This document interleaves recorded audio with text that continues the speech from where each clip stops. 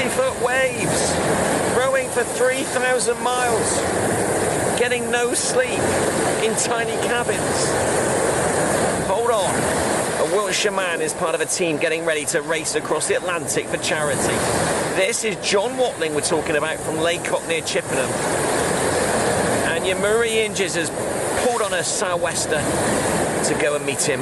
And importantly, see his big boat. If you walk along Church Street in Lacock, you'll go past tourist after tourist with camera phones in their hands looking for the Harry Potter house right at the very end. Well, not so much today. Those cameras are taking pictures of a really impressive boat by the name of Audrey in the courtyard outside the house. John Watling is a jewellery maker from the village. He's going to be rowing the Atlantic in December with 3 of his friends, and it is deemed as the world's toughest row. So I'm in the rear cabin. We've got a chart plotter, so that's basically like the sat-nav on your car. My life will be the rear end of this rowboat. Every 2 hours, I'll come off the oars, I'll go into the rear cabin, I'll get a wash down, get the salt off me, get some food in me, and then I'll have a little bit of a rest of the rest of my 2-hour break, and then repeat, and then back on deck, day and night, for 6 weeks, 1.5 million row strokes. Yeah, it's going to be interesting. The cabin door has got to be shut, got to be locked down. What keeps the boat safe at sea? 8.5 metres long.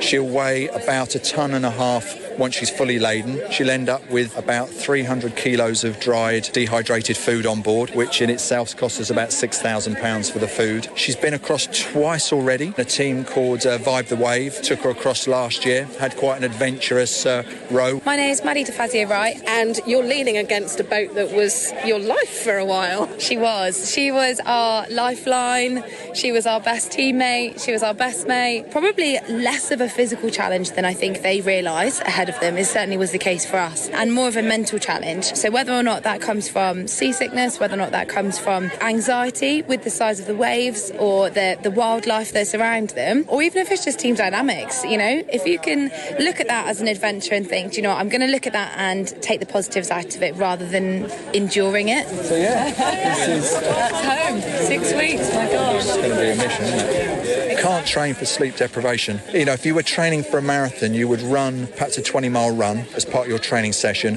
then you'd do a taper, and then on the day you could run the 26 miles. How do you train to row 3,000 miles? You don't row a quarter of an ocean in preparation to row a whole ocean. We've trained off of Weymouth, so our on-water training has been out in the water off of Weymouth Bay. At times it's been pretty choppy down there, but it's very difficult, in fact impossible, to actually mimic the event. So you do a whole series of physical, mental training in the gym, outside the gym, and then boat prep and training on water on your boat. Coming along to that finishing line was just one of the most momentous occasions. It was the excitement of seeing our friends and family. There's flares that go off, there's people cheering, there's microphones shoved in your face, there's cameras everywhere. The sense of achievement when you step off is just like nothing else I've ever experienced. So yeah, we've been able to cover the cost of the event with corporate sponsorship, and then locally in Wiltshire I've had just a whole bunch of amazing people that have supported us in so many different ways. Local people have done birthday events, birthday parties, and raised money instead of taking presents. The local support that I've had